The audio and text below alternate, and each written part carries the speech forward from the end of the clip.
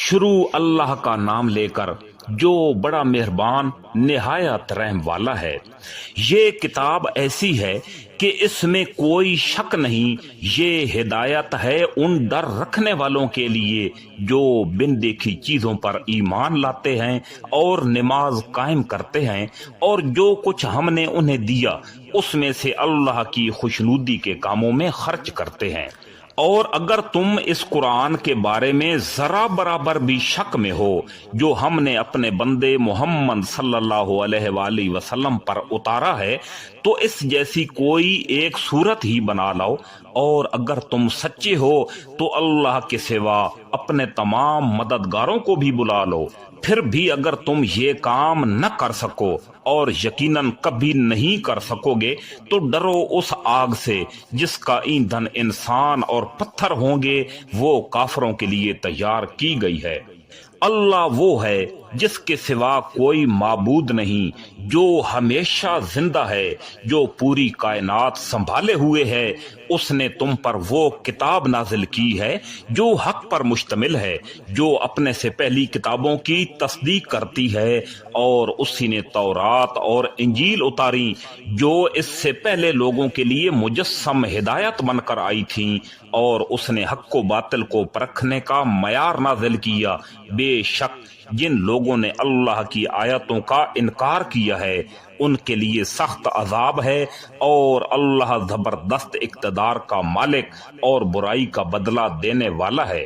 اے پیغمبر صلی اللہ علیہ وآلہ وسلم، یہ کتاب ہے جو تم پر اس لیے اتاری گئی ہے کہ تم اس کے ذریعے لوگوں کو ہوشیار کرو، لہذا اس کی وجہ سے تمہارے دل میں کوئی پریشانی نہیں ہونی چاہیے، اور مومنوں کے لیے یہ ایک نصیحت کا پیغام ہے۔ لوگو، جو کتاب تم پر تمہارے پروردگار کی طرف سے اتاری گئی ہے اس کے پیچھے چلو، اور اپنے پروردگار کو چھوڑ کر دوسرے من گھڑت سرپرستوں کے پیچھے نہ چلو، مگر تم لوگ نصیحت کم ہی مانتے ہو۔ اور جب قرآن پڑھا جائے تو اس کو کان لگا کر سنا کرو اور خاموش رہا کرو تاکہ تم پر رحم کیا جائے، اور اپنے رب کا صبح و شام ذکر کیا کرو، اپنے دل میں بھی عاجزی اور خوف کے جذبات کے ساتھ، اور زبان سے بھی آواز بہت بلند کیے بغیر، اور ان لوگوں میں شامل نہ ہو جانا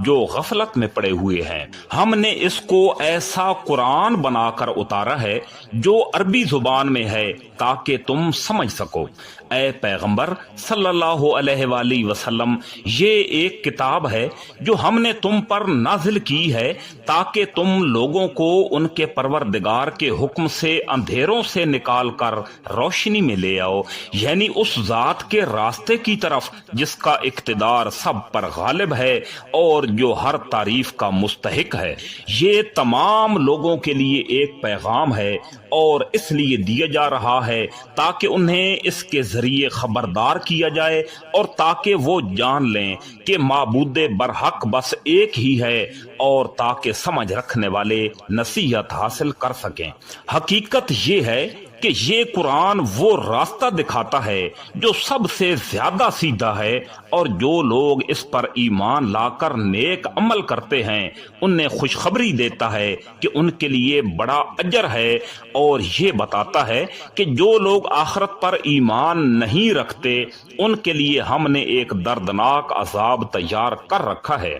تمام تعریفیں اللہ کی ہیں جس نے اپنے بندے پر کتاب نازل کی اور اس میں کسی قسم کی کوئی خامی نہیں رکھی۔ ایک سیدھی سیدھی کتاب جو اس نے اس لیے نازل کی ہے کہ لوگوں کو اپنی طرف سے ایک سخت عذاب سے آگاہ کرے، اور جو مومن نیک عمل کرتے ہیں ان کو خوشخبری دے کہ ان کو بہترین اجر ملنے والا ہے۔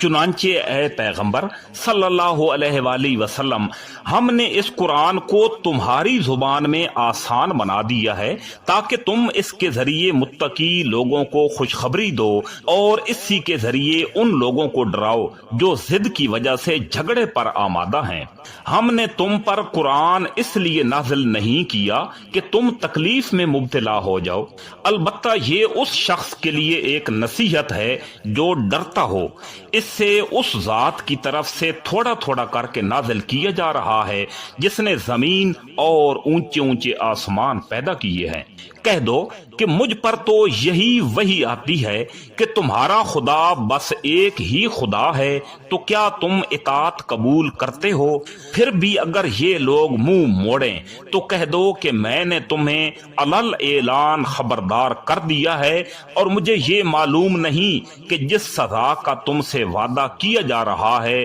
وہ قریب ہے یا دور ہے۔ اور جس دن ظالم انسان حسرت سے اپنے ہاتھوں کو کاٹ کھائے گا اور کہے گا کاش میں نے پیغمبر کی ہمراہی اختیار کر لی ہوتی، ہائے میری بربادی، کاش میں نے فلاں شخص کو دوست نہ بنایا ہوتا، میرے پاس نصیحت آ چکی تھی مگر اس دوست نے مجھے اس سے بھٹکا دیا۔ اور شیطان تو ہے ہی ایسا کہ وقت پڑنے پر انسان کو بے کس چھوڑ جاتا ہے، اور رسول اللہ صلی اللہ علیہ وآلہ وسلم کہیں گے کہ یا رب میری قوم اس قرآن کو بالکل چھوڑ بیٹھی تھی۔ اگر ہم نے یہ قرآن کسی پہاڑ پر اتارا ہوتا